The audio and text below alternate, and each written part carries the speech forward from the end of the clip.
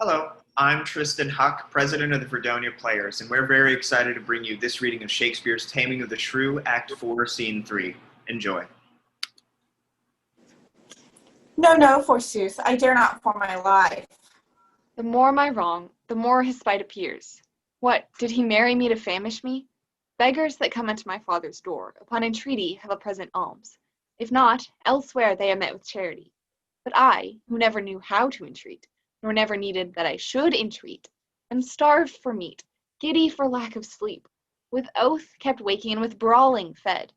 And that which spites me more than all these wants, he does it under name of perfect love, as who should say if I should sleep or eat, 'twere deadly sickness or else present death. I prithee, go and get me some repast. I care not what, so be it wholesome food. What say you to it, foot? 'Tis passing good. I prithee, let me have it. I fear it is too choleric a meat. What say you to a fat tripe, finely broiled? I like it well, good Grumio. Fetch it me. I cannot tell. I fear it 'tis choleric. What say you to a piece of beef and mustard? A dish that I do love to feed upon.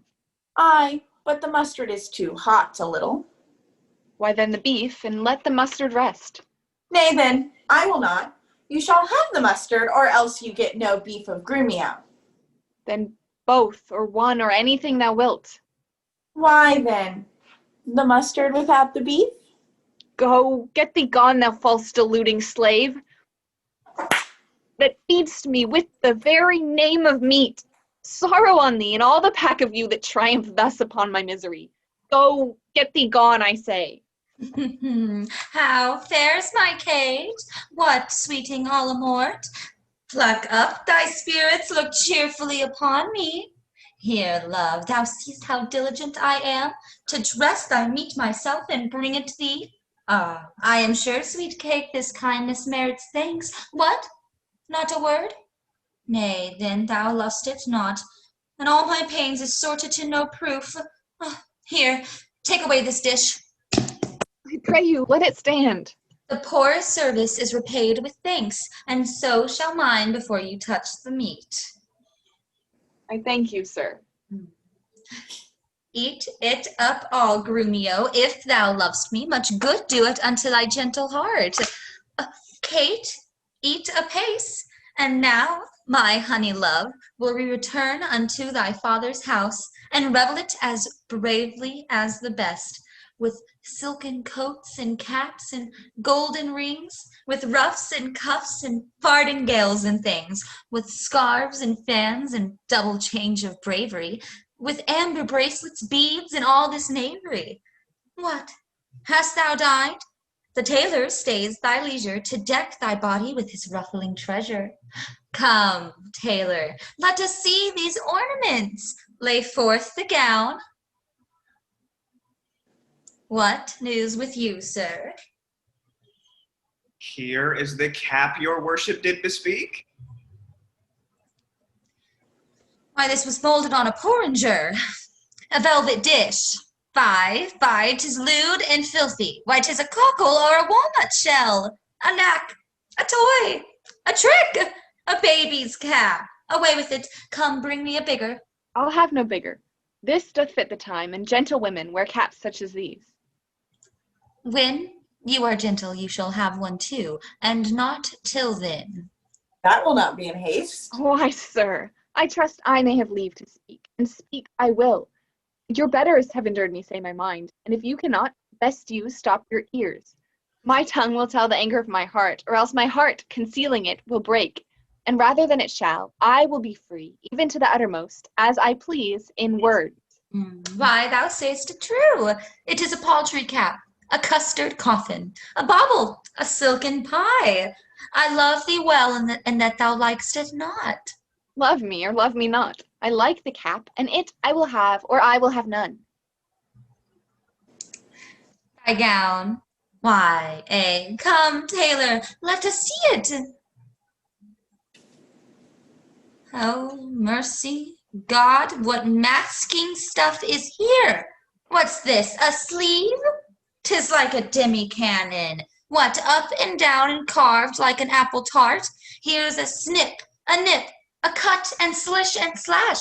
like to a censer in a barber shop. Why, what a devil's name, tailor, call'st thou this? I see she's like to have neither cap nor gown. You bid me make it orderly and well, according to the fashion and the time? Marry, and did. But if you be remembered, I did not bid you mar it to the time. Go, hop me over every kennel home, for you shall hop without my custom, sir. I'll none of it. Hence, make your best of it. I never saw a better fashioned gown, more quaint, more pleasing, nor more commendable. But like you mean to make a puppet of me.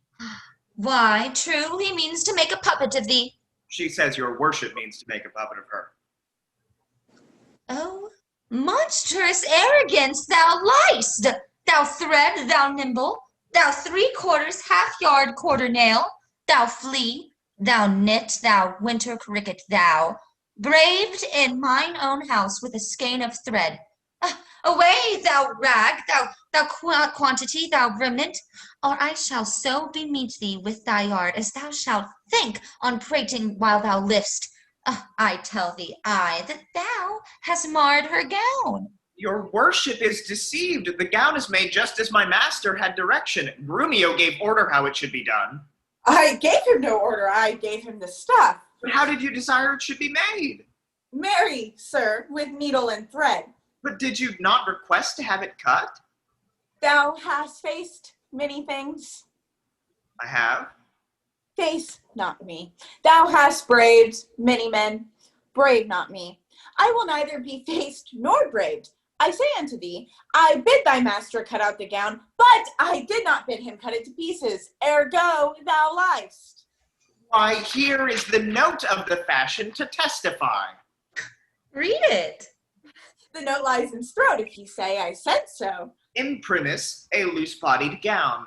Master, if ever I said loose-bodied gown, sew me in the skirts of it and beat me to death with the bottom of a brown thread. I said a gown.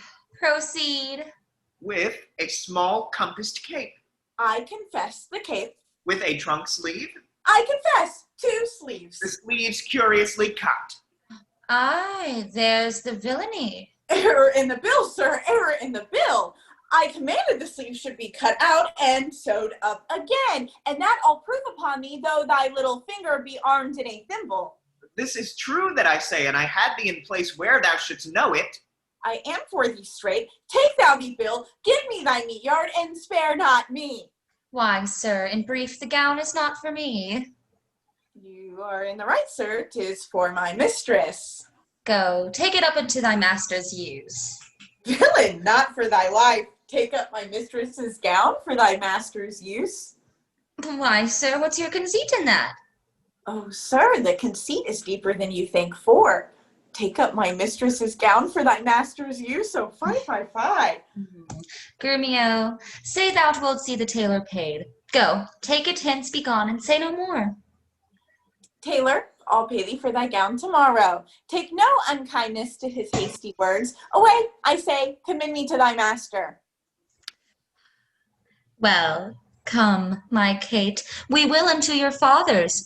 Even in these honest mean habiliments, our purses shall be poor, our garments poor, for 'tis the mind that makes the body rich.